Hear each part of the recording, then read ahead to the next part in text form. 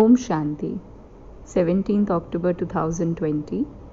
आज बाबा की साकार मुरली में बाबा ने आत्मा के लिए कहा। देखिए, आत्मा और योग, इन दोनों बातों की कॉम्बिनेशन के साथ बाबा कहते हैं कि बाबा ने तो सदा देह अभिमान को भूलने के लिए कहा। अब ऐसे थोड़ी समझना है कि देह ही नहीं है। Meditation is what? Meditation is to focus on the reality.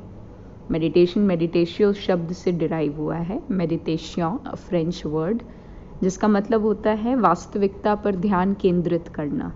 तो अब ये शरीर तो एक आँखों से दिखने वाली रियलिटी है। अगर हम हट करें ये कहने के लिए कि देह नहीं है, देह नहीं है, तो वो चीज़ तो हमारे माइंड पर, हमारे ब्रेन पर केवल एक प्रेशर क्रिएट करेगी।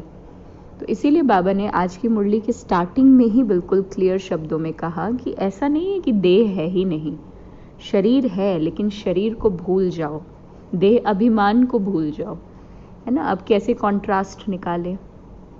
मेरा नाम XYZ, जैसे मान लीजिए आपका नाम राम है, तो मेरा नाम राम, ये बॉडी कॉन्शियसनेस। मैं जिस शरीर में आत्मा विराजमान हूँ, उस शरीर का नाम राम। अगर आपका प्रोफेशन डॉक्टर है, मैं डॉक्टर, बॉडी कॉन्शियसनेस। मैं आत्मा जिस शरीर में विराजमान हूँ, उस शरीर का रोल ड्रामा अनुसार डॉक्टर का है, सोल कॉन्शियसनेस। मैं बेटी, बॉडी कॉन्शियसनेस। मैं आत्मा बेटी का रोल प्ले कर रही हूँ, सोल कॉन्शियसनेस, है ना। मैं इंडियन, बॉडी कॉन्शियसनेस। मैं आत्मा इस शरीर में भारत भूमि पर जन्म प्राप्त की इस शरीर के द्वारा, इसीलिए मुझे इंडियन बोला गया, सोल कॉन्शियसनेस। मैं हिंदू, बॉडी कॉन्शियसनेस। मैं जिस शरीर में उपस्थित हूँ उसको हिंदू, इस्लाम या क्रिश्चियनिटी का बैकग्राउंड मिला, सोल कॉन्शियसनेस। तो देह के अभिमान को भूलना है। एवरी ईगो और everything related to the body, forgetting that is meditation and living in the right consciousness. तो बाबा का ज्ञान, इसीलिए बाबा ने कहा सहज है। योग भी सहज है। कब? जब देह का भान भूल जाएगा। शिव बाबा ने आज अपने आप को कहा खिवैया, बागवान, और हमें कहा मास्टर खिवैया। बाबा ने कितने अच्छे शब्दों में बोला कि हालांकि नाम तो साधारण है, खिवैया और बागवान, परंतु किसी आत्मा को, किसी डूबते हुए को बचा लेना, ये अपने आप में कितना महान कर्तव्य है, कितना महान काम है। और बाबा ऐसा बचाता है कि सीधे हमें उठा करके परस्तान में भेज देता है। बाबा ने कहा ना कॉन्ट्रास्ट में कि ये दुनिया क्या है बच्चे? कब्रिस्तान है, और तुम्हें सबको परस्तान में रहने वाला बनाना है। एंजलिक फॉर्म में सबको लेकर के आना है। जैसे सतयुग की विशेषता अगर कहें तो बाबा कहता वहाँ पर कोई ये नहीं कहेगा कि फलाना मर गया। जैसे यहाँ पे हमारे दोस्त होते हैं, रिलेटिव्स होते हैं, कॉल आता है तो कहते हैं ना कि फलाना मर गया, उसके डेथ हो गया, मृत्यु हो गई। और कैसे हो गई? ऐसे कार एक्सीडेंट से हो गई। कैसे हो गई? ऐसे ऑपरेशन, सर्जरी मिसफेल की वजह से हो गई। कैसे हो गई? कैंसर की वजह से हो गई। कैसे हो गई? अरे बूढ़े थे, बीमारी हो गई, इसकी वजह से हो गई, है ना। कॉज डेथ का थोड़ा बहुत अनफेवरेबल ही बताते हैं। लेकिन सतयुग में ही ऐसे ही जब कोई अपने जानने वाले मिलेंगे तो कहेंगे फलाने ने शरीर छोड़ दिया, मेरी माँ ने, मेरी दादी ने शरीर छोड़ दिया, और अब उनको साक्षात्कार हुआ कि अब वो छोटा बच्चा बनेंगे। मतलब समझ आई, अंडरस्टैंडिंग आई, इंट्यूशन आई, और अपनी मर्जी से शरीर छोड़ दिया तो उनके शरीर को हमने डिस्ट्रॉय कर दिया, ख़त्म कर दिया, प्रकृति में लीन हो गया। इस तरीके की बातें होंगी वहाँ पर। भक्ति, सत्संग, ऐसे ये सब नहीं होगा कि 13-13 दिन तक रिचुअल्स चले जा रहे हैं। इन सब चीज़ों की कोई आवश्यकता नहीं। एकदम प्रैक्टिकल। जैसे यहाँ पर किसी एनिमल के बॉडी को डिस्ट्रॉय कर देते हैं, यहाँ के तक टेक्निक के अकॉर्डिंग कोई 13-13, 14-14 दिन तक श्राद्ध नहीं होता। ऐसे ही वहाँ पर भी एक अंडरस्टैंडिंग होगी कि जिनके साथ रिलेशनशिप था वो चले गए हैं, अब ये बॉडी है, अब ये प्रकृति में वापस डाल दो, क्योंकि अब इसका क्या करेंगे, कोई यूज़ नहीं है, तो उसको वहाँ के रिचुअल के अकॉर्डिंग डिस्ट्रॉय कर दिया जाएगा। तो ये बाबा सतयुग को हमारे सामने रखा। बाबा ने कहा वहाँ के फल बहुत अच्छे होंगे, क्योंकि अंत में जब प्रैक्टिकली दुनिया कब्रिस्तान बनेगी तो बहुत सारे डेड बॉडीज़ होने की वजह से यहाँ का सॉइल बिल्कुल फर्टाइल हो जाएगा, और उस फर्टिलिटी की वजह से उपजाऊ हो जाएगी ज़मीन, फल मीठे हो जाएंगे। बाबा की शक्तियाँ, ये योग, ये साधना सृष्टि को सतोप्रधान बनाए रखेंगी, प्रैक्टिकल बना के रखेंगी, अपने 100% ओरिजिनल फॉर्म में रखेंगी। तो ये सतयुग की विशेषता। कॉन्ट्रास्ट में बाबा कहते हैं कि वो मृत्यु, ये मृत्यु लोक है, वो अमर लोक है। यहाँ मृत्यु जैसी बातें हैं, वहाँ हर चीज़ अमर है, बिल्कुल प्रैक्टिकल। ये नर्क, वो स्वर्ग, है ना, ये क्या, ये बिल्कुल कब्रिस्तान, वो बिल्कुल परिस्तान। तो बाबा ऐसे प्रैक्टिकली बात करता है। फिर क्योंकि दशहरा है, भक्ति मार्ग के लिए बाबा कहते हैं कि लोग दुनिया में दशहरा मनाते हैं, लेकिन वास्तविक दशहरा के बारे में तो किसी को पता ही नहीं। रावण रावण करते हैं, लेकिन वास्तविक रावण के बारे में तो कोई जानता ही नहीं है।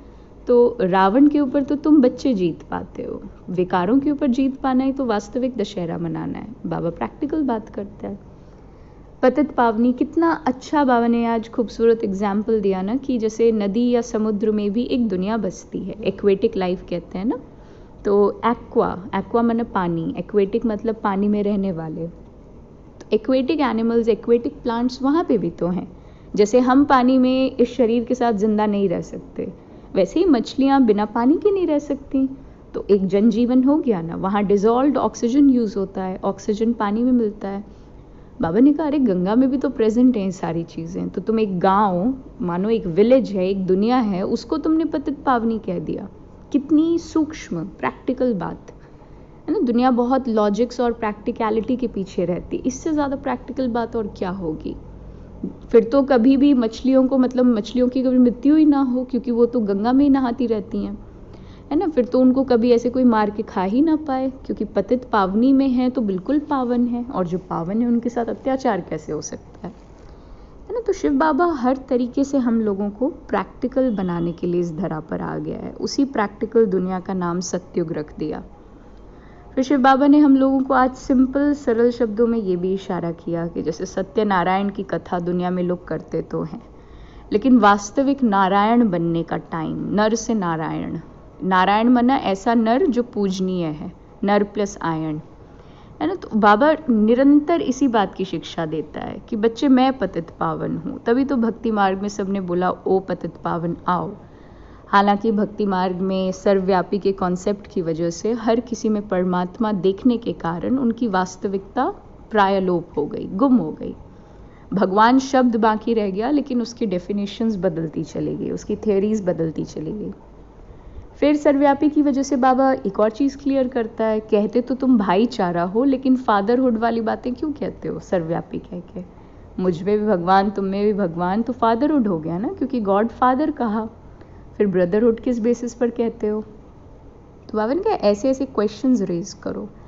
बाबा की स्थिति अगर समझनी हो तो बाबा का जो वो लाइन है जिसमें बाबा ने कहा कि भाषण करते वक्त तुम लोगों को तो पॉइंट्स अलग से निकालने भी चाहिए, चर्न भी करनी चाहिए, लेकिन बाबा तो कल पहले मुआफिक बोल करके चला जाता है।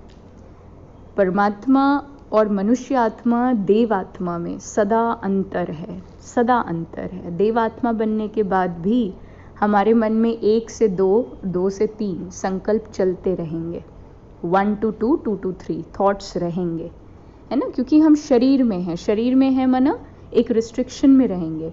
We will have to think accordingly, सोचना पड़ेगा। लेकिन परम पिता परमात्मा, he need not think anything, उसको सोचने की, विचार करने की आवश्यकता कभी नहीं। वो सदा साक्षी है, वो सदा शिव है, वो हमेशा शिव है, सत्य है। वो तो टचिंग के आधार पर कार्य करता है। भगवान को संकल्प उठा चलो रचना रचें, तो वो वास्तव में परम है। वैराग्य के लिए एक और खूबसूरत बात बाबा आज कहता है, जैसे कल के लिए कहा था ना कि वैराग्य माना क्या, न्यारापन, प्यारापन, है ना। वैराग्य वृत्ति का सीधा अर्थ यही हुआ एक्चुअली, जितना न्यारापन उतना ही प्यारापन, है ना। तो वैरागी जो होगा, जिसके अंदर वैराग्य होगा, वही आज के जो वरदान है उसको इम्प्लीमेंट कर पाएगा। कर्म योगी भव, है ना। बाबा ने क्या कहा, कर्म योगी भव कैसे होगा, मरजीवा जन्म की स्मृति के आधार पर, कि ये जो जन्म मुझे प्राप्त है ये नया जन्म है। जैसे एक मदर जब बेबी को डिलीवर करती है तो कहते हैं माँ का नया जन्म हो गया, है ना। या किसी बहुत क्रिटिकल एक्सीडेंट के बाद कोई व्यक्ति बच जाए, कहते हैं इसको तो नया जन्म मिल गया, नई जिंदगी मिल गई, है ना। बहुत फेलियर के बाद सक्सेस मिल जाए, एक नया बर्थ हो गया। तो ऐसे ही एक नया अलौकिक जन्म, फिजिकल फॉर्म में हम सेम है, लेकिन हमारी मान्यताओं को एक नया जन्म मिल गया। तो जिसने उस जन्म की स्मृति के आधार पर, मरजीवा जन्म के स्मृति, बाकी जन्म को स्मृति में रखना नहीं पड़ता, वो इवेंचुअली प्रैक्टिकली अपने आप नेचुरली रहता है, लेकिन मरजीवा जन्म को स्मृति में रखना आवश्यक है कि मैं हूँ ब्राह्मण। इसे बार बार रिवाइज कराना पड़ेगा मुरली के आधार पर, है ना। तो मरजीवा जन की स्मृति के आधार पर कर्मयोगी भव, तभी कर्म बंधनों से मुक्त होंगे। और उसका जो बेस है, फाउंडेशन है, वो है बेहद की वैराग्य वृत्ति ना। कई बार बाबा कहता है इच्छा मात्रम अविद्या। तो ये आज की मुरली का सार। ओम शांति।